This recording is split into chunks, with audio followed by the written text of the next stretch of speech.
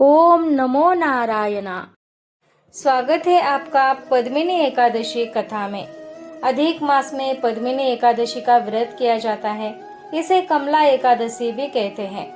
यह 3 साल में एक बार ही आती है। तो आइए जानते हैं पद्मिनी एकादशी की व्रत कथा। युधिष्ठिर ने पूछा, पुरुषोत्तम मास की एकादशी की कथा कहिए। उसका क्या फल है और उसमें किस देवता का पूजन किया जाता है? किस दान का क्या पुण्य है? मनुष्य को क्या करना चाहिए? उस समय कैसे स्नान किया जाता है? किस मंत्र का जप होता है? कैसी पूजन विधि बताई गई है? इस प्रकार युधिष्ठिर ने भगवान से अधिक मास के एकादशी के व्रत की कथा सुनने की प्रार्थना की। भगवान ने कथा सुनाई जो इस प्रकार है। हे भगवान, अब मैं श्री विष्णु के व्रतों में उत्तम व्रत का वर्णन कर रहा हूँ, जो सब पापों को हर लेने वाला और मनुष्य के मनोवांछित फल देने वाला हो। उन्होंने बताया कि अधिक मास आने पर जो एकादशी होती है वह कमला नाम से प्रसिद्ध है। इसे पद्मिनी एकादशी भी कहते हैं। वह तिथियों में उत्तम तिथि है। उसके व्रत के प्रभाव से लक्ष्मी अनुकूल होती है। उस दिन ब्रह्म मुहूर्त में श्रीहरि को याद करें। विधि पूर्वक स्नान करके व्रती पुरुष व्रत का नियम ग्रहण करें। घर पर जप करने का 1 गुना, नदी के तट पर 2 गुना, गौशाला में सहस्र गुना, शिव के क्षेत्रों में, तीर्थों में, देवताओं के निकट और भगवान विष्णु के निकट अनंत गुना फल होता है। अवंतीपुरे में शिव शर्मा नामक एक श्रेष्ठ ब्राह्मण रहते थे। उनके 5 पुत्र थे। इनमें जो सबसे छोटा था वह पापाचारी हो गया। इसलिए पिता तथा स्वजनों ने उसे त्याग दिया। अपने बुरे कर्मों के कारण निर्वासित होकर वह बहुत दूर वन में चला गया। दैव योग से एक दिन वह तीर्थराज प्रयाग में जा पहुंचा।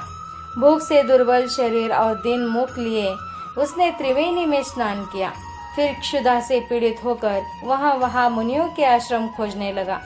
इतने में उसे वहाँ हरिमित्र मुनि का उत्तम आश्रम था।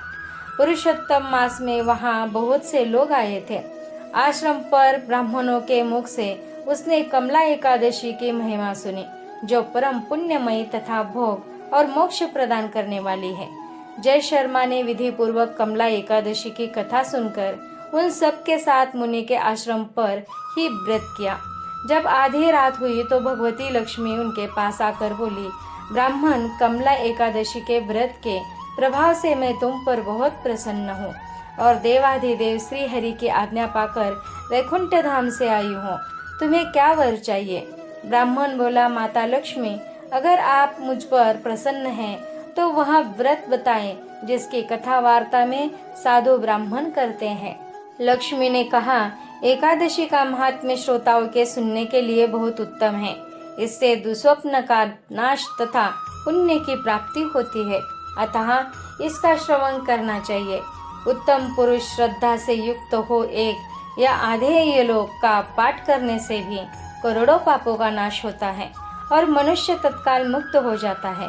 जैसे मासों में पुरुषोत्तम मास, पक्षियों में गरुड़ तथा नदियों में गंगा श्रेष्ठ हैं, उसी प्रकार तिथियों में द्वादशी तिथि उत्तम है।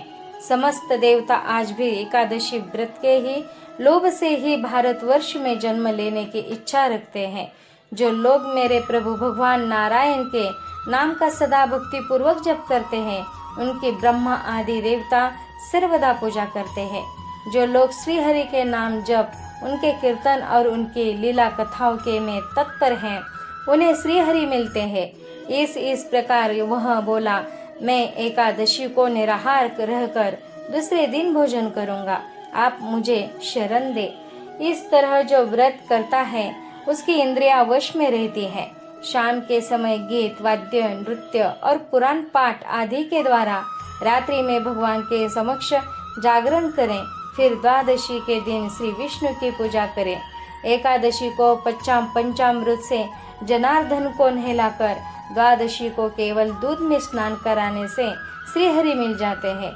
इस प्रकार देवताओं के स्वामी श्रीहरि से निवेदन करके भक्ति पूर्वक ब्राह्मणों को भोजन कराए और उसे दक्षिणा दे, अपने परिवार के साथ भोजन करे। इस प्रकार जो शुद्ध भाव से पुण्यमय एकादशी का व्रत करता है वह पुनरावृत्ति से सहित रहित वैकुंठ धाम को प्राप्त होता है।